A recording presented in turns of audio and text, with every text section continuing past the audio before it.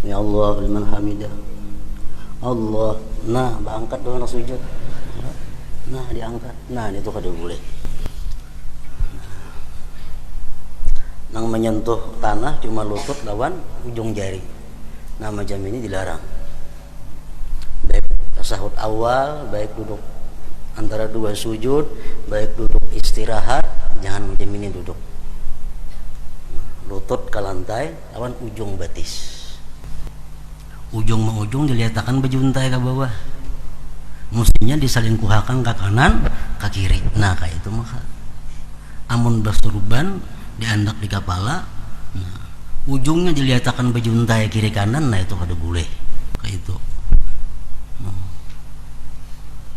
Nah, sembahyang. Amun keluar rumah baik bini-bini macam itu. Larangan. Artinya perkara-perkara yang ditegah dilakukan di dalam sembahyang. Perkara-perkara yang kada boleh dilakukan di dalam sembahyang. Rasulullah sallallahu alaihi wasallam melarang dalam salat dari as-safan dan as-sabad. Yang keduanya telah kami sebutkan. As-safan telah disebutkan dahulu, artinya adalah irtifa'u ahadil qadamain. Artinya batis itu bertinggi sebelah. Umpamanya tangan ini contohnya batis, sebelah bertinggi. Ini dilarang macam itu. Atau sabalah bermaju. Nah, mestinya rata dinto batis kita, ini maju sedikit sebelahnya. Itu dilarang juga. Jadi mesti bujur-bujur rata batis kita ini. Karena dilarang oleh Rasulullah, batis itu bertinggi sebelah dilarang, bermaju sebelah kada boleh juga, mesti rata. Nah, jadi kada kawa kada diitihi dahulu batis sebelum sembahyang. Kita itihi dahulu batis rata kada sudah.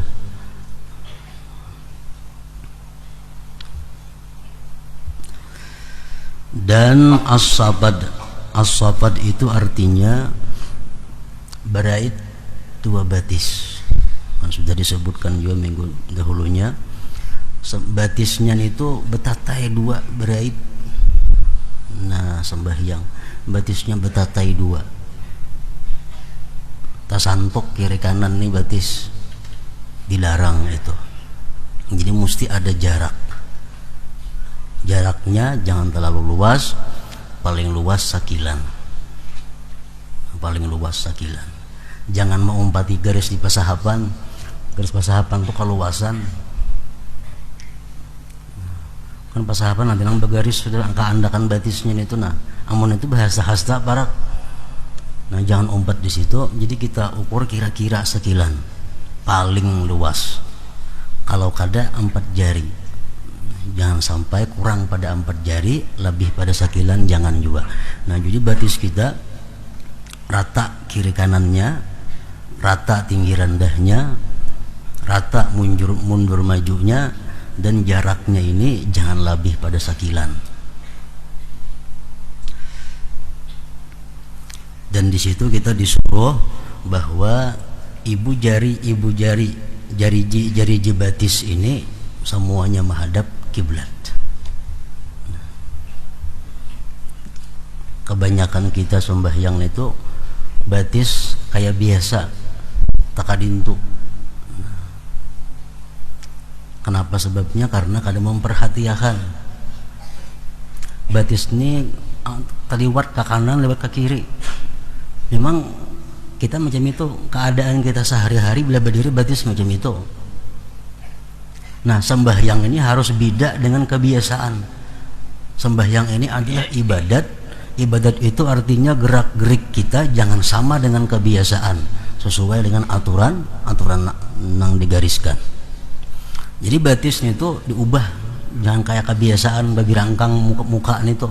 Nah rata akan umpang kayak itu, kawah aja rata akan kayak itu, jangan kayak itu. Nah rata-rata sembahyang macam ini, sembahyang ganjam ini batis tumit berapat muhara jariji beluas. Nah jangan, mesti rata. Ini sama bini-bini macam itu juga, laki-laki pun macam itu juga. Luasnya jangan lebih pada sakilan antara dua batis, dan jangan terlalu rapat kurang pada 4 jari. Orang-orang dahulu di zaman sahabat dan tabi'in disebutkan sudah dahulu, itu menandakan pikihnya seseorang, menandakan beilmunya seseorang. Bila orang tu sembahyang batisnya tapi rangkang lintu, tu orang kada beilmu. Kada beilmu, walaupunnya mengaji, walaupunnya bisa mengajar, batis tapi rangkang lintu sembahyang, tu tandanya orang kada beilmu. Jadi mesti rata. Jadi semuaan menghadap kiblat. Jangan ada ke timur ke barat lintu, ke utara ke selatan batis.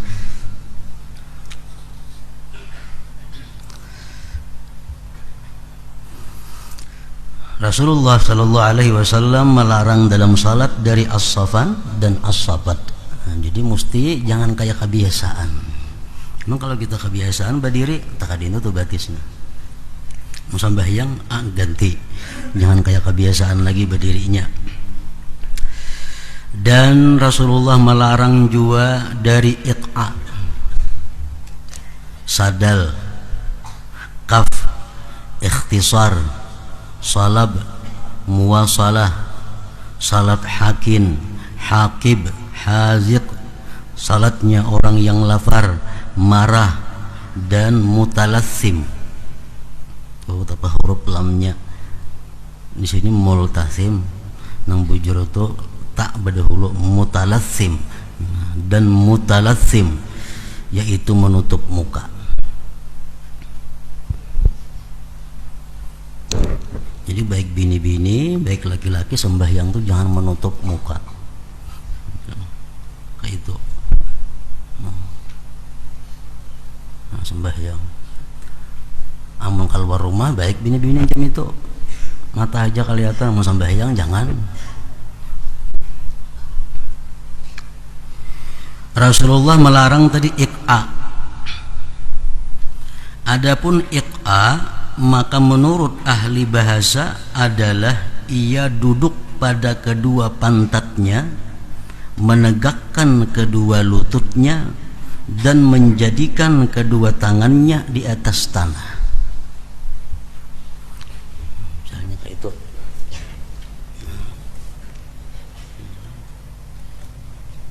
Ini duduk iq'a ngarannya. Sembahyang macam ini duduknya dilarang, ada boleh. Duduk di atas pantat, ini cagat berdiri, tangan ke tanah, telapaknya seperti anjing.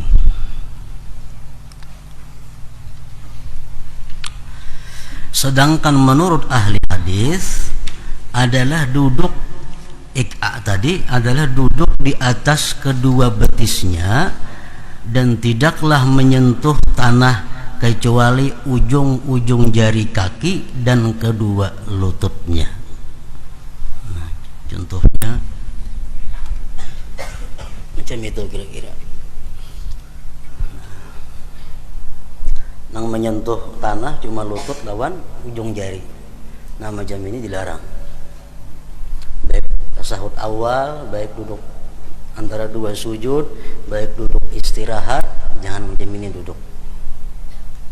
Lutut ke lantai lawan ujung batis, termasuk iq'a juga ngarannya.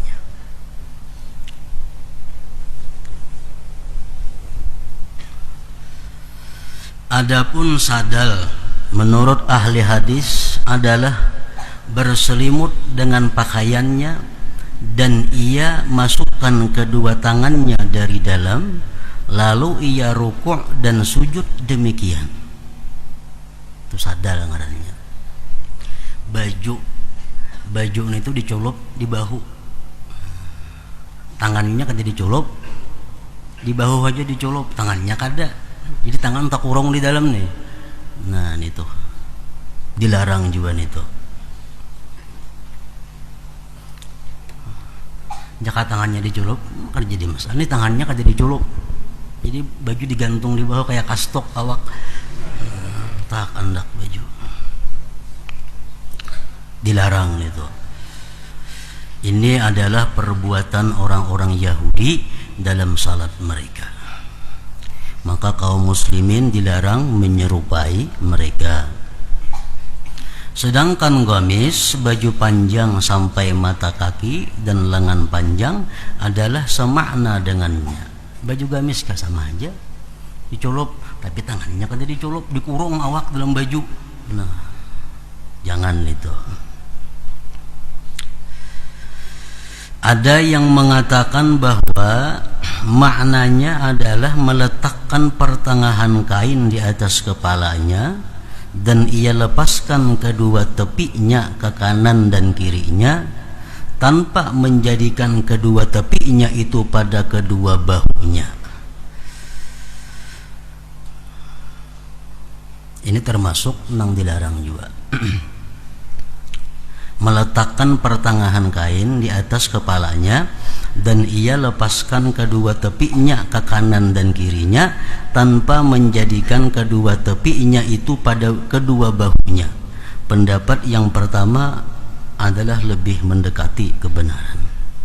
Nah, namun sama pada kedua-duanya dilarang. Maka kamban kayak bibinian tuh, ujung ujung diletakkan bejuntai ke bawah, mestinya diselingkuhakan ke kanan ke kiri. Nah kayak itu maka amun bersurban diandak di kepala, nah, ujungnya diletakkan bejuntai kiri kanan, nah itu kada boleh, mesti nah kabahu kanan kirinya ujungnya itu.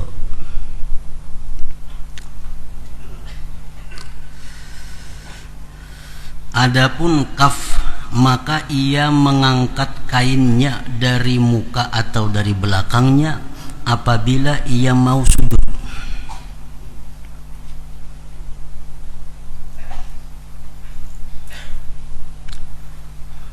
Itu kaf ngarannya. Mengangkat baju, mengangkat tapih, atau mengangkat salawar, atau mengangkat nangapa bila hendak sujud tuh. Kan biasa kita misalnya, ya Allah liman hamidah, Allah, nah diangkat doang sujud, nah diangkat, nah itu kada boleh.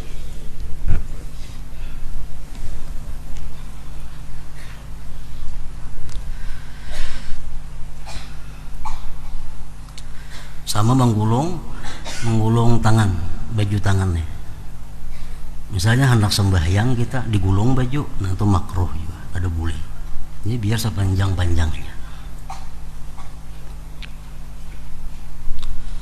Kadang-kadang kaf itu pada rambut kepala, maka janganlah sekali-kali seseorang laki-laki salat sedangkan ia mendandani, artinya menggalung rambutnya. Rambut nang panjang-panjang na ingat sini nah. Itu kalau hendak sembahyang biarkan aja diurai, jangan digalung. Supaya apa? Supaya rambut tuh umpat juga ke tanah sujud. Ini lah pernah berambut gondrong tapi nya kayak kita kan tak kayak apa ini. Nah apa nang digalung? Ini laki-laki yang berambut panjang na ingat sini nah. Jadi kalau hendak sembahyang rambut biar lurus-lurusnya, jangan dibaiki, biar disoroi seadanya. Jadi waktu sujud rambut tak umpat juga sujud ke tanah itu, jangan digalung.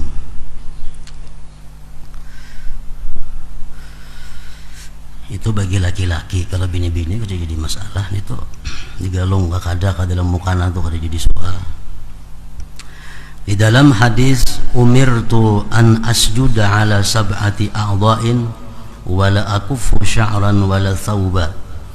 Artinya saya diperintah, ujar Rasulullah, untuk sujud atas 7 anggota badan dan saya tidak menahan rambut dan kain.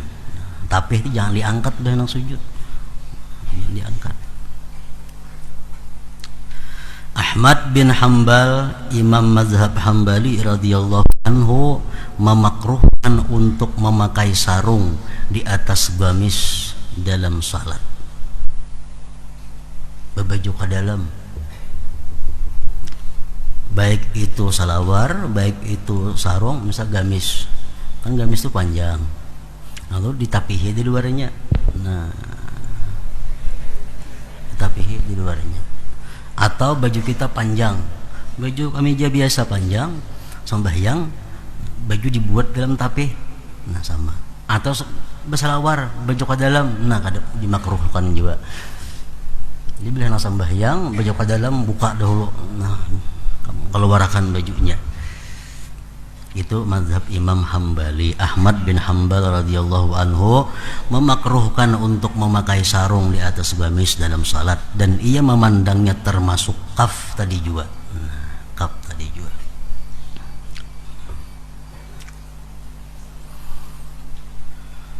Jadi walaupun lain mazhab daripada kita, urusan yang dilarang tetap kita mengikuti karena mengambil apik. Jadi sembahyang jangan hendak berbaju ke dalam, mesti baju keluar. Dan Rasulullah tadi melarang juga ikhtisar. Adapun ikhtisar artinya maka ia meletakkan kedua tangannya pada kedua pinggangnya. Nah, itu udah ada cuma sembahyang, itu nah.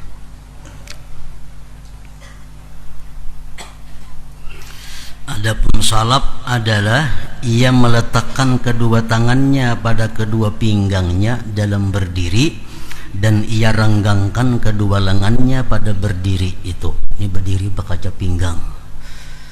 Nah, itu dilarang juga sembahyang macam itu.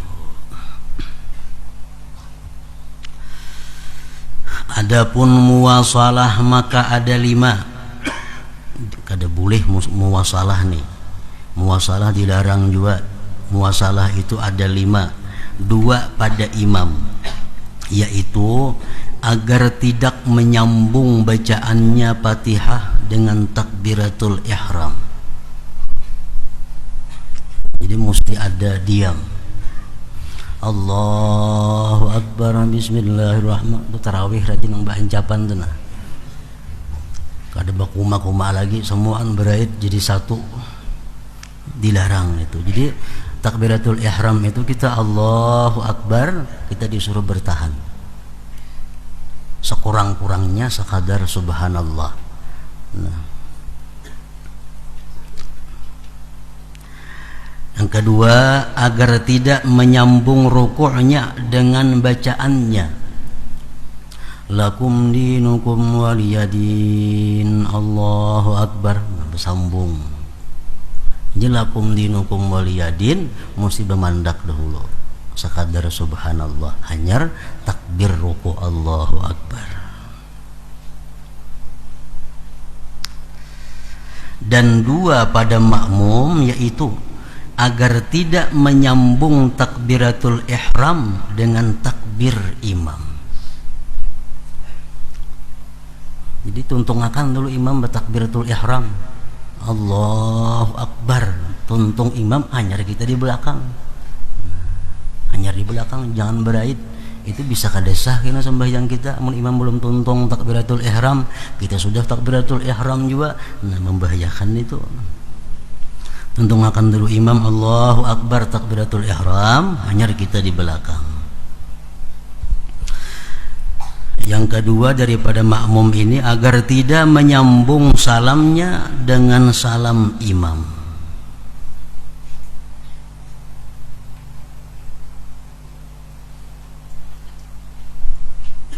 Jangan bersambung salamnya dan salam imam. Tuntungakan dulu imam itu salam, keduanya hanyar kita salam. Itu anjurannya. Tuntungakan imam dulu 2 kali salam, hanyar kita salam. Dan satu di antara keduanya, imam dan makmum, yaitu agar tidak menyambung salam fardu dengan salam kedua, dan agar ia pisahkan antara keduanya. Salam pertama itu salam rukun, salam rukun sembahyang. Sedangkan salam yang kedua salam yang sunat. Nah, antara fardu dan sunat itu jangan digabung, mesti dipisah.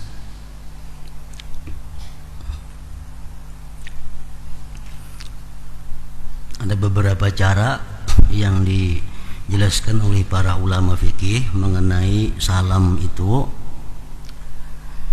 Nah, jadi kita mulai salam, wajah kita masih ke arah kiblat. Begitu kita wabarakatuh, wajah kita sudah di hujung sana. Nah, jadi contohnya misalnya salam, assalamualaikum warahmatullah. Ini parah ya buliknya berana aja. Sudah ke tengah pulang hanya assalamualaikum warahmatullah. Nah, jangan disambung.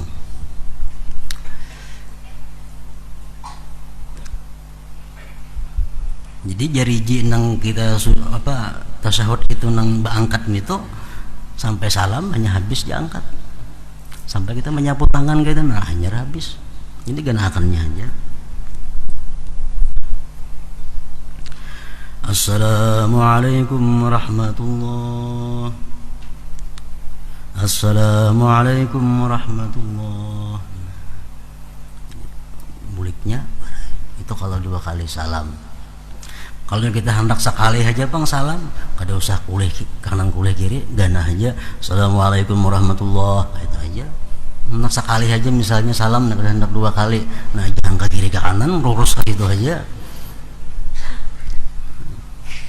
Misalnya kita sujud tilawah, nah, sujud sajadah kan, misalnya di luar sembahyang, kita membaca ayat sajadah, kita disuruh sujud. Untuk kalau tuntung sujud, bangun, assalamualaikum warahmatullah, misalnya sekali aja. Nah, muha ke arah kiblat, namun ke kanan, kiri parah ya gini.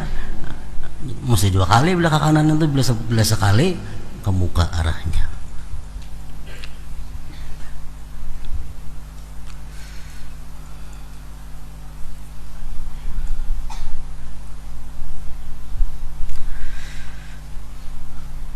Adapun hakin adalah karena menahan kencing. Ma'ariti bakamih. Nah, itu jangan sembahyang. Kami akan dahulu.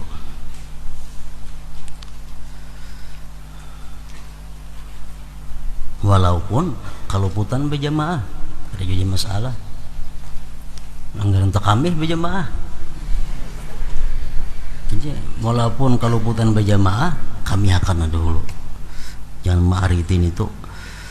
Sedangkan hakib, kada boleh juga sembahyang dalam keadaan hakib karena menahan berak, buang air besar, kada boleh juga. Al-haziq adalah orang yang mempunyai khuf garis miring sepatu yang sempit. Sembahyang itu boleh aja bersepatu, kada jadi masalah. Ngarannya khuf, sepatunya khusus itu. Jangan nang halus, nang sasak. Nah, dikiaskan ke situ baju kah, salawar kah, jangan nang sasak di bawah sembahyang itu. Semuanya itu menghalangi kekhusyuan, hendak bakami. Jelas sudah sembahyang ada kekaruan.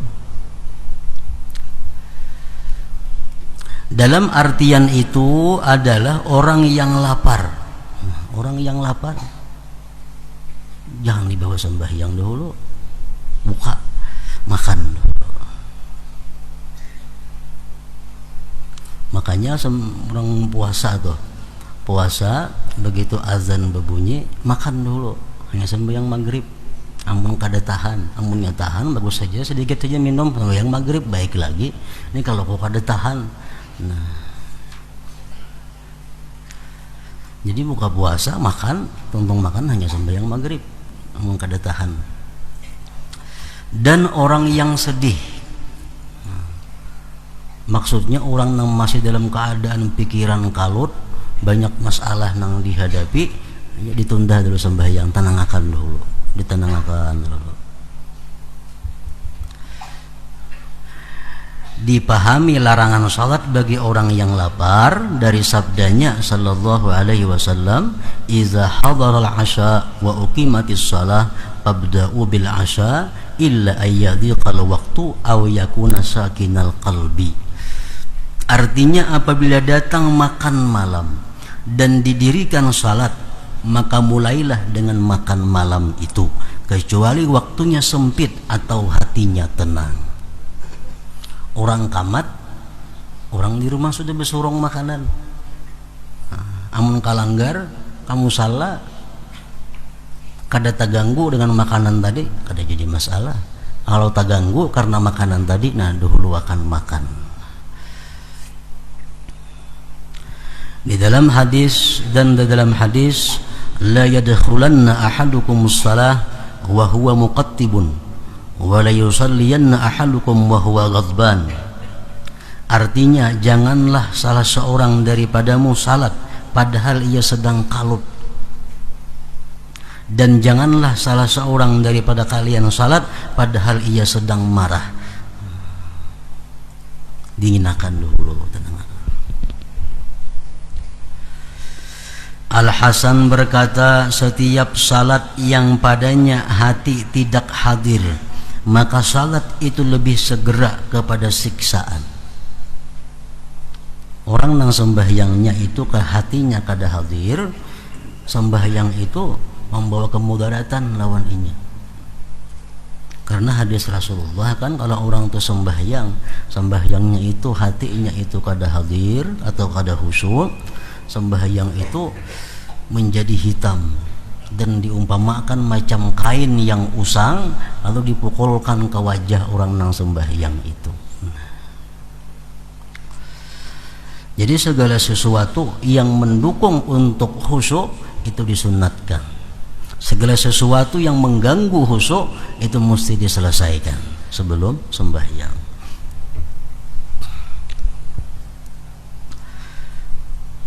Di dalam hadis, sab'atu asya'a fis shalah minasyaitan, ar-ru'ab wan nu'as wal waswasatu wat tasa'ubu wal hukaku wal iltifatu wal abasu bisyai'. Artinya, 7 hal di dalam salat itu dari syaitan, yaitu darah dari hidung, rastungan. Otomatis sembahyang kita kan teluruk darah itu najis, batal.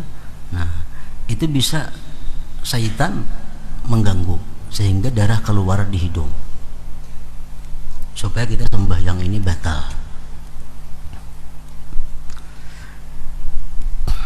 Kemudian kentuk, mengantuk, itu dari syaitan. Was-was dari syaitan juga. Kuap, menguap sembahyang, itu dari syaitan. Gusuk-gusuk, garu-menggaru dalam sembahyang, itu adalah pekerjaan syaitan. Lagi belum sembahyang kita kada ada asa gatal, kada awak. Begitu Allahu Akbar, kepala lah gatal, belakang lah gatal. Syaitan menggeritiki supaya kita ini menggaru. Nah,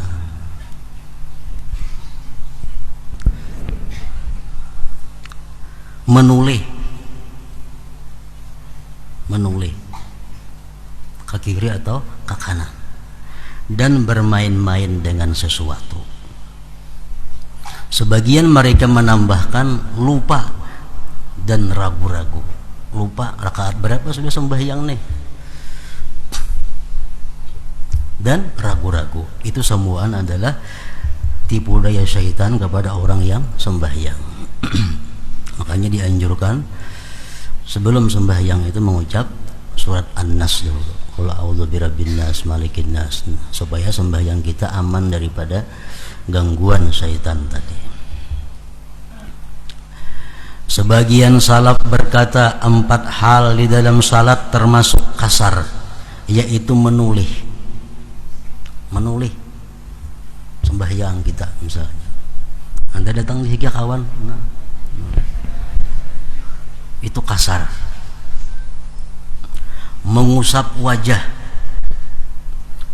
sembahyang tuh namanya pemuha.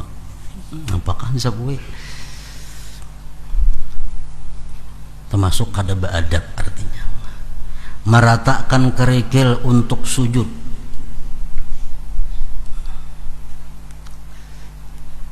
Begitu hendak sujud, nah, dibersih dahulu nih, nampajang dahi bandak nih. Nah. Dan kamu salat di jalan orang yang liwat di mukamu. Artinya sembahyang di jalan, sembahyang di kalaluan orang. Nah itu. Dan beliau Rasulullah melarang juga dari menjalin jari-jarinya, memanja. Memang ada jawaban kayak kita macam ini sembahyang tangan. Maka ini bepancanya adakah? Ada.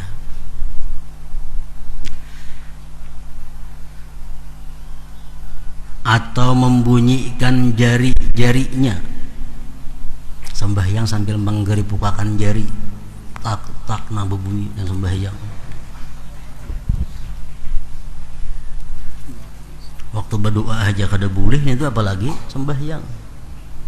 Berdoa ini nah, menanai lawan Tuhan supaya diberi rahmat, supaya dikabulkan doa, tapi tangan geripukan itu apa?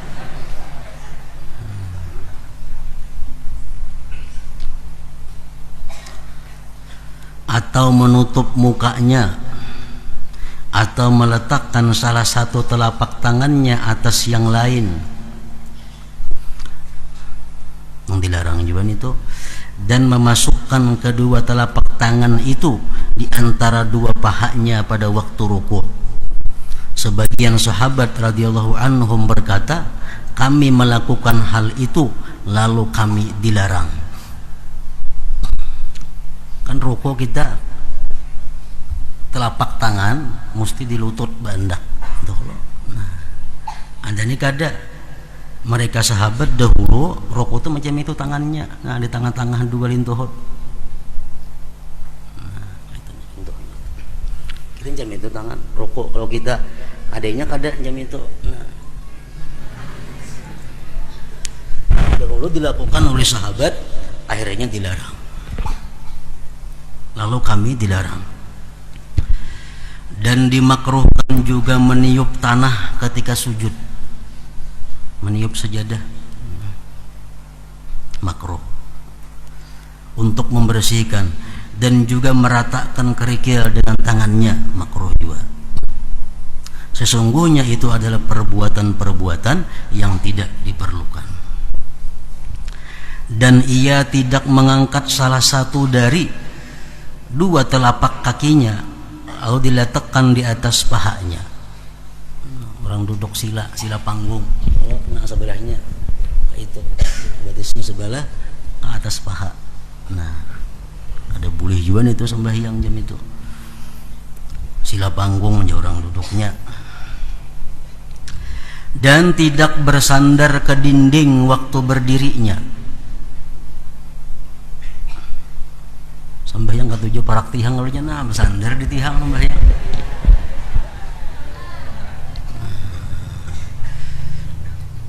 Jika ia bersandar sekiranya di dinding itu dicabut lalu ia jatuh, maka menurut pendapat yang lebih zahir, yang menang adalah salatnya batal, kada sah artinya. Allahu a'lam. Membedakan fardu-fardu dan sunat-sunat termasuk yang wajib,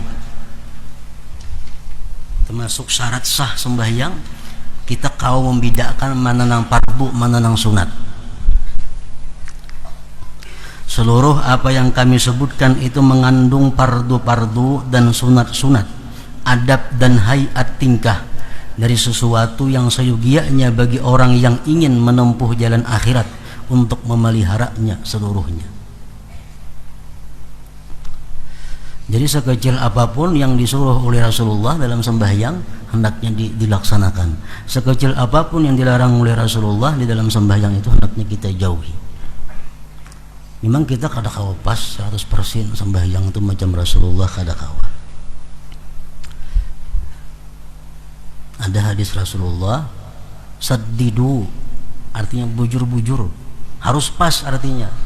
Nah, amun kadakawa wa qaribu, parak pas barang. Parak pas, mengkadakawa pas sama sekali, parak lawan pas. Fardu dari jumlah itu ada 12 perkara, yaitu niat, itu fardu. Kedua takbir, takbiratul ihram. Takbiratul ihram, takbir yang pertama itu. Kenapa dengarannya ihram takbir itu? Pemulaan tuh Allahu Akbar, ngarannya takbiratul ihram. Ihram itu artinya mengharamkan. Artinya takbir itu mengharamkan kita berbuat, berkata sesuatu selain yang diatur oleh Rasulullah dan para ulama-ulama itu. 3 berdiri, 4 membaca Fatihah, 5 membungkuk dalam rukuk sampai kedua telapak tangannya menyentuh kedua lututnya, serta tumakninah, diam sejenak. I'tidal, tegak kembali dari rukuk dengan berdiri. 7 sujud dengan tumakninah dan tidak wajib meletakkan 2 tangan. Nah, ini pendapat dhaif. Pendapat yang muhtamad, telapak tangan itu wajib juga diletakkan waktu sujud karena 7 anggota. Ada perbedaan pendapat ulama di situ antara Imam Nawawi dan Rafi'i. Nawawi mengatakan bahwa sujud itu 7 anggota mesti kena lantai, sedangkan Rafi'i menyatakan cuma dahi saja yang wajib, yang lain itu kada wajib. Nah, itu pendapatnya dhaif. Yang kuat yang punya Imam Nawawi tadi, sujud mesti 7 anggota. 8 bangkit dari sujud dengan duduk antara 2 sujud ngarannya rukun juga. Duduk untuk tasyahud akhir rukun juga. 10 membaca tasyahud akhir rukun juga. 11 membaca salawat atas Nabi Muhammad sallallahu alaihi wasallam rukun juga. Dan yang ke-12 salam yang pertama. Salam yang pertama itu fardu juga atau rukun juga. Adapun niat keluar dari salat maka tidaklah wajib. Ada ulama berpendapat bahwa ketika kita mengucap assalamualaikum warahmatullahi wabarakatuh, di hati kita berniat keluar dari sembahyang. Nah, itu kada wajib berniat, itu tuh sunat aja, kada wajib. Andapun itu kada dibuat niatnya, kada mengganggu sahnya sembahyang. Sesuatu yang selain ini 12 tersebut tidaklah wajib. 12 saja yang wajib, tetapi itu adalah sunat-sunat dan hayat-hayat pada sunat dan fardu. Adapun sunat-sunat maka dari perbuatan ada 4, yaitu mengangkat 2 tangan ketika takbiratul ihram. Mengangkat 2 tangan ini pun bila kita kada melatih, kita kada kawajo pas bicara amin dulu di rumah, di hadapan cermin diindahkan kayak apa nang pas mengangkat telapak tangan itu supaya jangan kurang, jangan lebih. Dijelaskan sudah bahwa ini apa ngarannya, belakang telapak jari membetuli bahu. Artinya jangan keluar pada bahu kayak itu nah kan keluar ngarannya nih, mesti membetuli bahu. Lalu nang ini ibu jari membetuli bawah telinga, atasnya membetuli ujung jari-jari. Nah, Allah, kira-kira macam itu parak lawan pas. Pas banget itu kira-kira kada juga cuma parak lawan pas. Allahu Akbar. Nah, tangan ini diratakan. Jangan kayak itu banyak banget nang kayak itu sembahyang. Napa nang kayak itu? Mengangkat 2 tangan ketika takbiratul ihram. Semalam sudah dijelaskan ada 5 cara yang diakui oleh para ulama cara mengangkat tangan itu. Jadi pilih salah satu antara 5 cara itu, jangan keluar pada 5. Imam Ghazali mengatakan bahwa yang terbaik di antara 5 cara itu adalah Angkat tangan ini kada usah takbir dahulu. Nah sudah ini gana di sini hanya takbir, kena barnya ke sini. Nah itu yang paling baik ujar Imam Ghazali. Allahu Akbar. Nah itu. Jadi naik ini peraya aja dulu. Ini macam mukaddimah naiknya, ini macam permulaan. Allahu Akbar. Nah itu yang Ghazali baik-baik. Atau hendak ada macam itu, nah sepanjangannya boleh juga. Mulai bawah Allahu Akbar, nah akro juga. Ada juga pendapat ulama nang macam itu. Ada juga nang turun naik perai di atas saja. Allahu Akbar. Nah. Allahu Akbar. Peraya lagi. Nah, ada juga.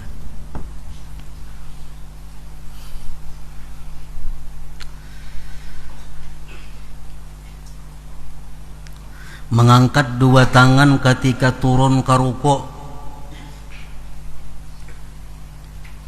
Kayak ini kita untuk asalnya lakum dinukum waliyadin. Mengangkat tangannya sunat juga. Tangan sunat. Mulai takbir mulai sudah gana di sini. Jadi mengangkatnya peraya lakum dinukum waliyadin. Allahu Akbar. Nah kalian tuhut tangan. Jadi mulai Allahu Akbarnya mulai di atas. Allahu Akbar.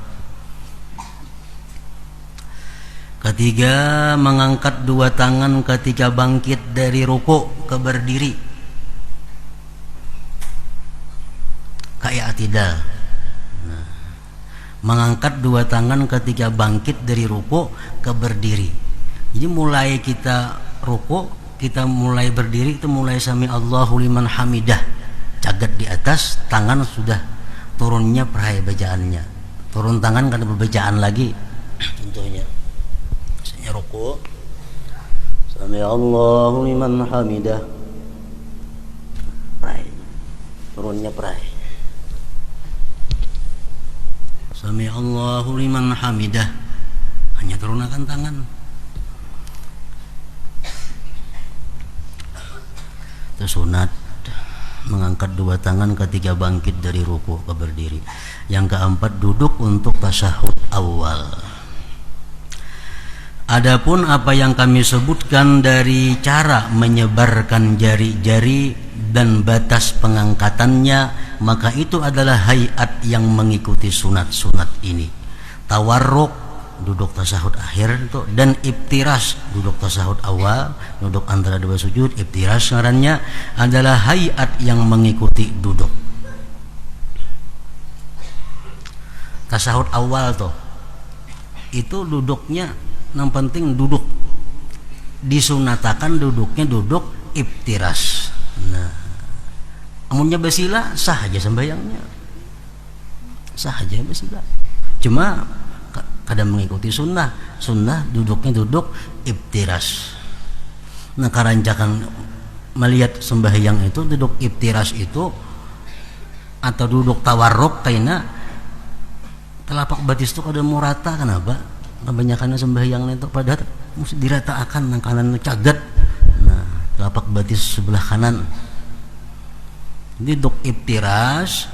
Nah duduk tawarruk, telapak batis nang kanan itu cagat, jangan berpingkur macam itu. Nah jadi bujur-bujur ditekan supaya menghadap kiblat. Nah kawan contoh kan melihat juga ada kameranya situ nah di belakang. Jadi telapak batis sebelah kanan ini berdiri diriakan, jangan berpingkur kayak itu.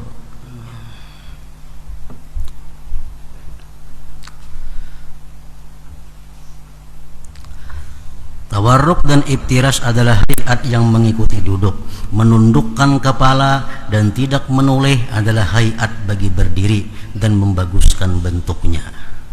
Duduk istirahat tidak kami hitung termasuk pokok sunat dalam perbuatan-perbuatan, karena hal itu seperti membaguskan bagi hayat bangkit dari sujud ke berdiri. karena perbuatan-perbuatan itu tidak dimaksudkan pada dirinya, oleh karena itu tidak disebutkan tersendiri. Nah, itu adapun zikir-zikir sunat maka yaitu